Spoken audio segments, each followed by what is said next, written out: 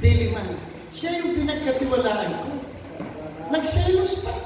Hindi ko raw siya mahal. Samantalang siya yung pinagkatiwalaan ko ng lahat ng church. Naramdaman na yung pagmamahal mo sa kanya sa multi-family. Samantalang. Hindi ko naman kagad pinamanahan si Pastor Brian eh. Wala. Huli na, nitong kailan lang eh. Sa kanya lang eh. Tapos, hindi ko raw siya mahal. Patampo-tampo pa. Hindi, kunwari lang. Kunwari lang pala yun. Kaya ito, kaangat to, tingnan mo pa. Maniwala mo, Pastor, hindi ka na maghihirap sa mundo. Tandaan mo yung sinabi ko. Bakit? Eh, pag naghihirap ka, nandiyan ako eh. Paano ka maghihirap? Eh, kasama pa si Lord. Tandaan mo yung sinabi ko, Pastor. Tandaan namin, Pastor, yan. Ha? Tandaan namin yan. Talaga itong NPA na ito, malakas. Madalas talaga pag ako niyan eh. Kaya ang malaman niya, Pastor Rene, madalang na sa akin yan, sa'yo pupunta lagi yan. Okay. So, wala na kayong tanong sa tinanggap nating righteousness. Okay. Doon po sa Proverbs chapter 10, verse 11.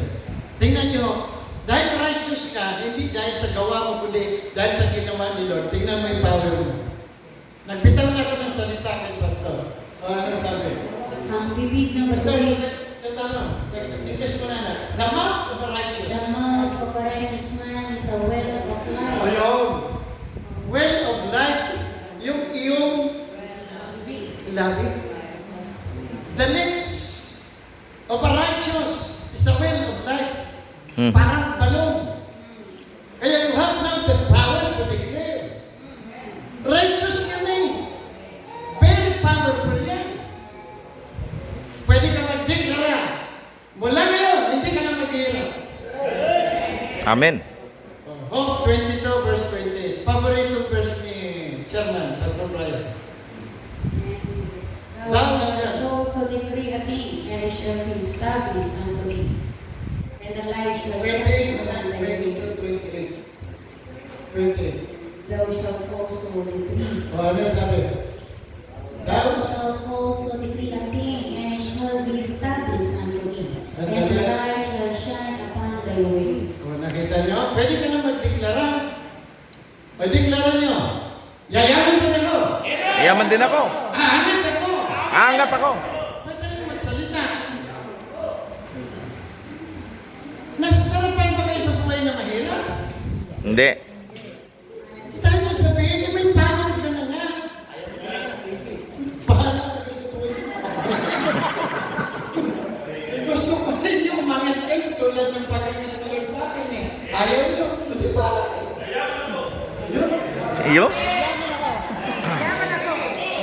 Yayaman ako. Aangat ako. Totoo yun. Sayang na yung kinanta ni Sister, sawa ni Ernie. Nanay niya, ano pangalan mo maganda? Oh, pero puti na rin buhok. Ano pangalan? Si Marie. Oh.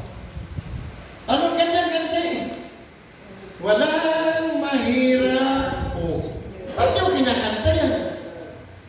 Tapos nakalinlangan kayo, nakaya kayo palimanin ni Lord. Tama. Ang kailangan mo lang, mag-declara ka.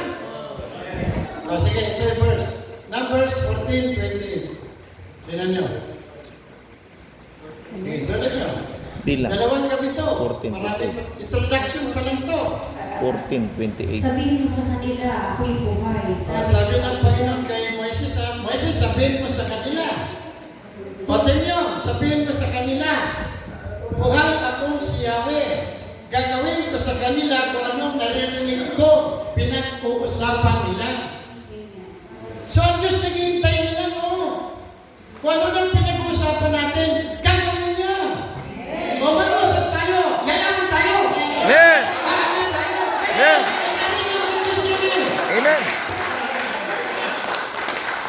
O, alam mo dyan yung buhay ko noon, Jocelyn, black is beautiful. O, di ba nung araw, wala kay Randy. Kay Arnold, punta ko sa inyo, nilalakad ko lang. Kasi walang pamasahe. Punta sa sapatos ni Jazz. Nalala mo yun eh. Eh ngayon, kailangan mo pa maglakad. Iba na yun. O bakit nakatingin ka sa sapatos ko, hangin yung kalbula?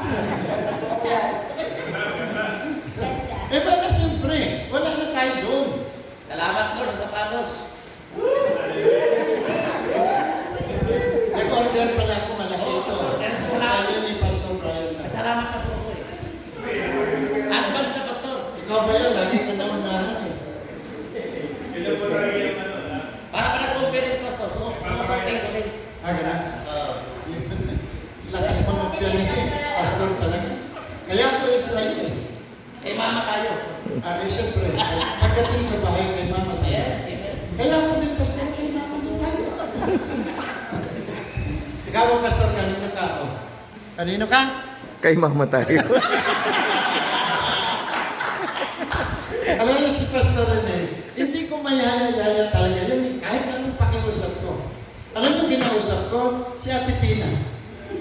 Sabi ko, Pastor Tina, pag hindi pumayag si Pastor, awayin mo. Upilis pa sa last trip niya pala yung transit. Sige na, sama ko. Kaya nun, kaya mo lang hindi lang kita kausapin, Pastor. Si Pastor Tina na kausapin ko. Ikaw ba, Brad Amang, kanino ka? Di ba kay Mama Nancy tayo? Taga mo na, parang Ate Hesen, parang hindi narinig ni Papa mo. Sabihin mo nga, kanino ba siya?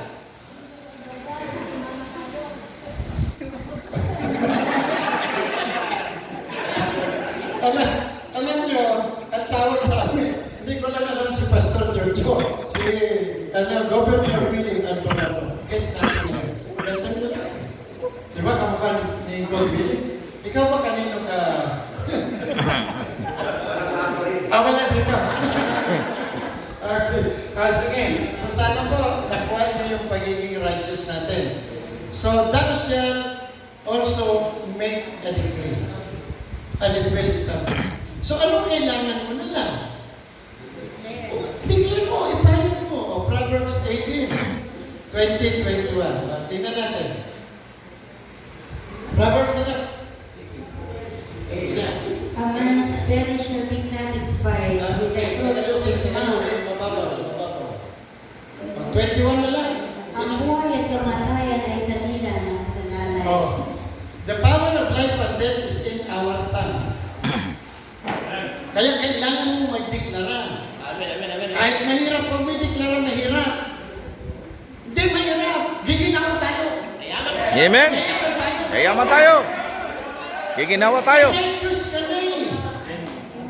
The lips of the righteous is the well of life. So the power of life and death is in our tongue. Because we are righteous. Amen. Kaya imposible na hindi ka angat. O di ba? James 5:16. The prayer of a righteous man availeth much. Kaya marami kang magagawang milagro eh. Amen, amen, amen, amen.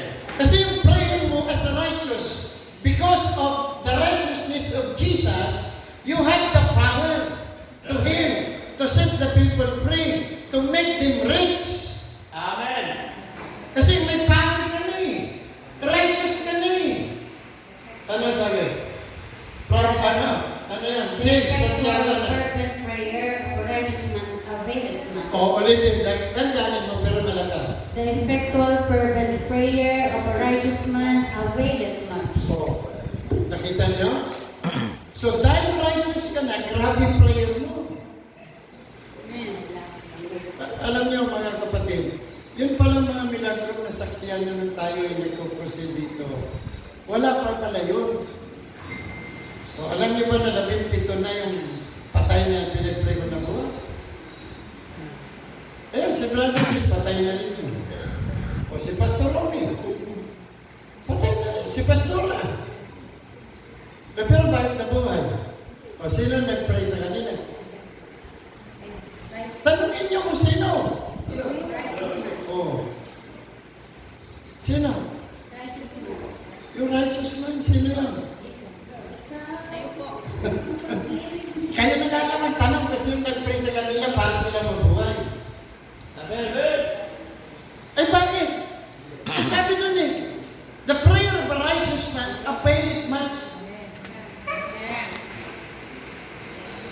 It's all by faith. So kaya ninyo yan. Bakit? Magkaiba pa yung Diyos niya at Diyos ko. Yung bang tinatawagan ko Diyos, di ba yun din ang tinatawagan mo? Amen. Kayo naging righteous dahil kay Lord. Ako naging righteous dahil sa Kanya. So parehas din tayo. Amen. Kaya niyo yan. Sinasabi niya yung buwisit na demonyo na ito eh. Hindi nyo kaya kasi ganito ka. Wala sa Biblia yun. Sabi ng Biblia, I can do all things through Christ who strengthens me. Masama si Jesus, di ba sa puso mo? May power ka na eh, hindi mo lang sinasabi, hindi mo ginagamit eh. So mga kapatid, tama na muna yan. Ang tatalakayin natin, gusto ng Diyos yumaman tayo.